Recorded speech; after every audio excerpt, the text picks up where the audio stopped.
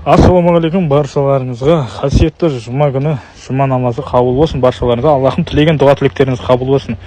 Өтіп бара жатып, мына жерде заттарын көрдім, шашылып дегенде жатыр екен. Жел болғасын түсінесіздер ғой, заттар ұшып кетеді дегенде, ал сатушылары болса жұма намазына кетіп қалған екен да. Қасында тұрған көрші бутигіне айтып жатыр ғой, ана заттарды алып қоя сал десек, жоқ, біздікі емес, ол біреудікі, өздері аласын дейді да.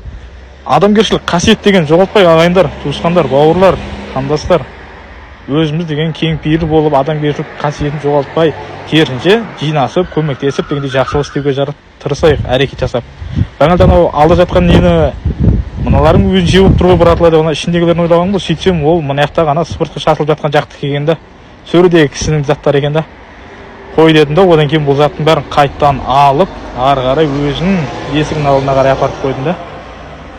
Жақсылық істеп жатсақ, ағайындар, еш қысылмаңыздар. Ойбай, бәле-зәле жауып дейтін болса, видеоңызды қоспаңыздар, міне шашылып жатыр екен, жинастырып, не істеп қою жіберейін деп, ниеттеніп жақсылап жатырмын деп бастаңыздар, болды. Алла разы болсын барлықтарыңызға. Мүмкін бір Алла себепші болып, осылай менің жинауыма түрткі болған болар. Сол кісінің жұма намазына кеткеннен кейін, сол моментте. Мінекей, жақсылық істеңіздер, еш жалықпаңыздар.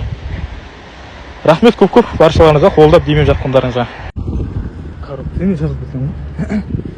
Аты ешкімнің жұмысы жоқ қой, бұлай қарап тұрсаң.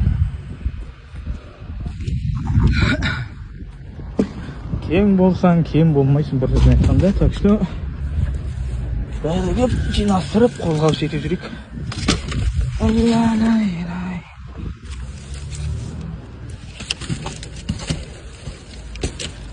Әрмен қарай өз жерін істеп алатын шығар.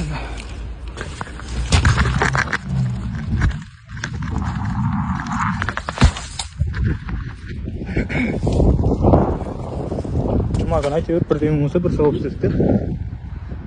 Все. Болды.